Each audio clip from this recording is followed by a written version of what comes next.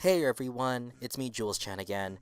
Now, this video is going to be special because I have something to say, and I feel like I need to lay my soul bare.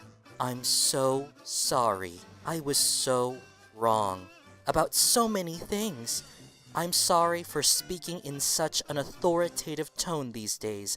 I mean, how could you take me seriously? It doesn't matter how correct I arrogantly think I am. I might crush your fragile sensibilities. I mean, look at Lily Orchard. She talks in such a mean, authoritative tone that commands your attention, and how dare she criticize shows we'd like and tie our whole identities to? How dare Movie Bob praise the Star Wars movies and make fun of its fans? And Jim Sterling is so petty against Konami and Ubisoft. As a YouTuber, you need to have 100% decorum all the time and never step on anybody's toes or correct them when they're wrong. I mean, take Sarah Z for example. She is so enthusiastic and her tone is so non-aggressive, unauthoritative, and free of affectation. I mean, it doesn't matter if she's wrong or an outright lying bitch. Lily blames showrunner Rebecca Sugar for designing a contentious scrapped character that many felt evoked racist imagery. Sugar didn't design this. Lily blames showrunner Rebecca Sugar for designing a contentious scrapped character. Sugar didn't design this. Lily blames showrunner Rebecca Sugar. Sugar didn't design this. Nope, her tone is so pleasant and she deeply cares about the animation industry and knows so much about it. I mean, she can't be a performative ally with an ego. Never mind the fact that she could be fractally wrong about the animation industry. It's all opinion anyway. Opinions are justifiably varied. It's all a matter of perspective. Art is subjective anyway. Can't we all just agree to disagree? All this fighting over opinions is tearing us apart. We definitely don't need standards or be objective or be mindful of what we do or say. It's all just subjective, you guys, and if you take it seriously, then you're just a bunch of social justice warriors.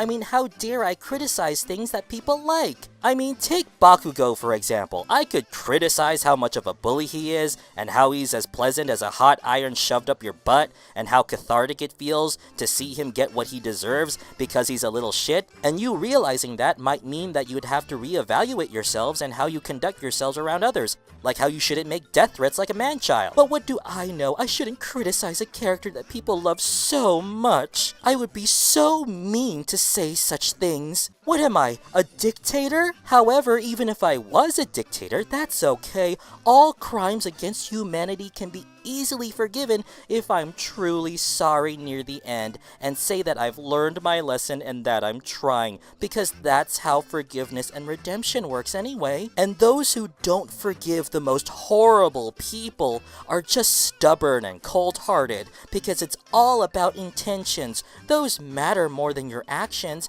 never mind about consequences. And I'm so sorry for blaming individual creators in regards to LGBT representation, even though I repeatedly said studios and creators / showrunners. But then again, it must be my fault for not considering your low intention spans. And how dare I call showrunners, executive producers, and studios cowards for engaging in hiding your gays and burying your gays instead of portraying gay relationships directly. It's totally not offensive or alienating to the audiences they say they champion or want to appeal to. I mean, executive producers of a show definitely don't have enough power.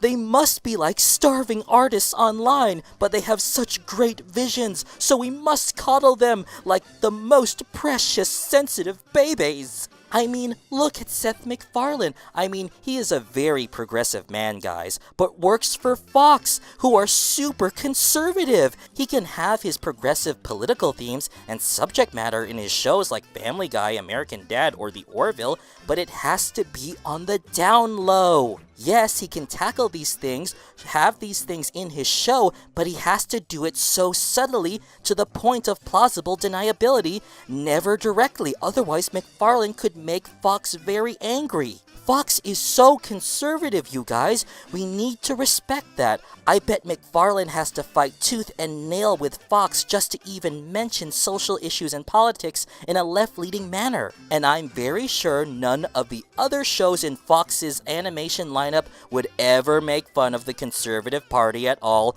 or ever make fun of the network itself. We should be grateful that Seth is never direct with his themes, otherwise other conservatives watching Family Guy or the Orville would get mad, and bigots, people with different opinions, might get angry, and that is our top concern. I'm the real coward here since I won't show the like and dislike meter on my videos. The like and dislike system is so reliable and totally not obsolete. It tells you if people liked your video or not. So you don't have to click on my videos, which are so long, and that's how you make proper conclusions. Never mind watching the whole thing, testing your attention span, challenging your mind, and paying the fuck attention to context. It's not like a video gets more visibility regardless if I get a mountain of likes or dislikes. Nope, if I got more dislikes than likes, then I failed. And I definitely have to apologize to EVS. Praise season. This is Comicsgate. The Comicsgate movement is totally not a hate group. They tell me that they have minorities in their movement too, so they must be okay. They totally can't be filled with bigots. Sure, a lot of them like using homophobic slurs or alt-right slang words like soy boy, virtue signaler, SJW, and so on. And yes, I've been told by transgender viewers that comic gators like to throw transphobic slurs like candy. But whatever, words can't hurt you. They just care about good writing, you guys, and they're just tired of politics polluting their comics, which has never happened. Comic books have never been political. It's all subjective, guys, like Black Panther beating up KKK members and burning one of their hoods. That could mean anything. And it's not like Civil War was about personal freedom over national security. Nope, if you made such assumptions, that's on you. And Black Panther was definitely not political at all. And it was awful, almost as bad as Captain Marvel. They might as well have had James Gunn direct it. But then again, they'll never bring him back. And EVS is totally not sexist. He made so many videos about Captain Marvel, even before the movie came out. He must love Brie Larson, except for her fake smile, ugh. Thunderfoot has made a lot of videos about Anita Sarkeesian. He totally must love her, and he's totally not obsessive. Besides, I shouldn't waste EVS's time. He must be so busy working on his Cyberfrog comic, which was due in November, and he kept postponing it, and after taking so much money from his backers. It's not like he's bothering or doxing people on Twitter, sending his followers to dogpile me and others, making dozens of videos about his not hatred for Brie Larson, recording himself torturing Rose Tika dolls, and starring on The Couch Red Pill, which is totally not a neo-Nazi podcast, just look at the name. That name could mean anything. I'm so sorry for my arrogance, my aggressiveness, and how disrespectful and authoritative I've been. I'm so sorry. And one last very important thing, my dear friends, who helped me open my eyes to the truth. If you haven't guessed by now, April Fools, motherfuckers.